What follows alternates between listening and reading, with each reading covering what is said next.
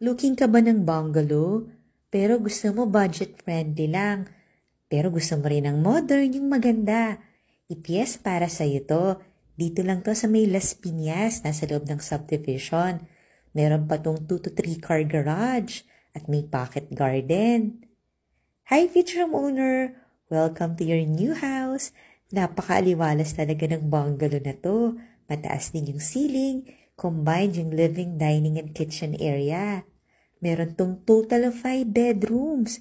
At eto na ang master bedroom. As in, maluwag siya. At ang taas talaga ng ceiling. Meron ding own bathroom. Panoorin mo yung full house tour nito sa YouTube channel ng Home Search Philippines para mas ma-explore mo yung bahay. At kung gusto mo itong makita, tawag ka lang. Lagay ko na lang sa comment section yung price and full details. Ito pa yung other bedrooms. May common bathroom. Sa loob ng bahay may 4 bedrooms na agad.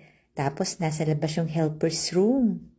Ang lapit lang ito sa South Mall.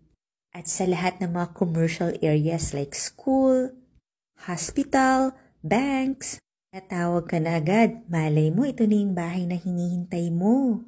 Follow for more affordable houses. Bye!